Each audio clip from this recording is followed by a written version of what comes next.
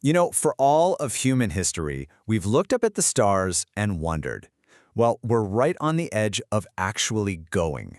We're turning that science fiction into a real engineering problem. Today, we're going to look at how we plan to cross that cosmic ocean, exploring two wildly different ideas for how we'll get it done. Okay, so here's our game plan. We'll kick things off with the sheer, mind-boggling scale of this challenge. Then we'll dive into the two big competing ideas, the teeny-tiny starship and the absolutely massive Solar One. After that, we'll get into the nitty-gritty of powering the journey and wrap up with the huge hurdles that both of them still need to figure out. It really all boils down to this one question. I mean, think about that number, 40 trillion kilometers. That isn't just a quick hop over to Mars. This is a journey to an entirely different sun. The distances are so huge, they almost don't feel real. Or to put it in a way that's a little easier to say, that's 4.24 light years. That's how far away Proxima Centauri is. It's our closest stellar neighbor, and it's the target for both of these incredible missions we're about to break down. So, faced with that staggering reality, how do you even start? Well, that universal dream of reaching the stars has split into two main schools of thought. Do we send something incredibly small and incredibly fast? Or do we go big and build a ship that can actually carry us? First up, let's look at the go small philosophy. This is the whole idea behind Breakthrough Starshot, and its heart is something called the Starship. It's basically a fully functional space probe that weighs only a couple of grams. The plan is to attach it to a tiny sail and just blast it with a giant laser from Earth. And to really get a sense of how insane this is, check out this comparison. We're used to probes like New Horizons, right? The one that went to Pluto, that thing weighed as much as a grand piano. The Starship weighs about as much as a paperclip. We are literally talking about sending a paperclip to another star system. The whole mission plan is just as extreme. It starts with a violent 10-minute acceleration, then a 20-year nap as it sails through the dark, and then everything happens at once, a frantic, high-speed flyby that lasts for hours, at most. After that, it'll spend a year just slowly trickling its data back home. And this right here, this shows the central problem. The Starship is moving at 20% of the speed of light. That's about 60,000 kilometers per second. And here's the kicker. It has no brakes.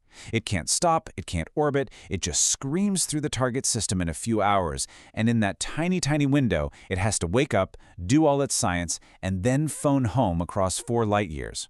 No pressure. Which brings us to the core engineering puzzle, the real head-scratcher for the Starship. After 20 years of sitting dormant in the freezing cold of space, what's going to power it up? Right now, we just don't have a power source that can do the job and weigh less than a gram. This is the make-or-break challenge. Okay, so we've seen the tiny approach. Now let's completely flip the script and look at the Titanic option. If the Starship is all about being clever and minimalist, this next idea is about pure brute force engineering. The philosophy here isn't to send a paperclip, it's to send a skyscraper. Meet Solar One. This is a concept for a 300-ton crewed starship. The idea here isn't to wait for some magical new physics. It's to take technologies that are almost within our grasp and just scale them up, way, way up, to a colossal size. And when I say colossal, I am not kidding. The Starship's little sail might be a few meters across. Solar One's proposed light sail is over a mile wide. It is a completely different beast. The whole design is this really clever mix of three big ideas. You've got that gigantic light sail, which gets pushed by an almost unbelievably powerful 26 terawatt laser here on Earth. Then, for power and for slowing down when it gets there, it has its own miniature sun on board, a compact nuclear fusion reactor. And it even has this cool thing called a Bussard scoop, which is kind of like a magnetic funnel that scoops up hydrogen from space to use as fuel. So, we have two completely different ships. One is a gnat, the other is a giant. But here's the wild part. Despite all their differences, they both slam head-first into the exact same wall. And that wall is the physics of energy. How in the world do you generate and manage the staggering amounts of power you need for a trip like this? For our tiny starship, the most promising idea is actually pretty elegant. You just plaster its sail with super thin solar cells. The plan is simple. Use the light from the star you're visiting to power everything up.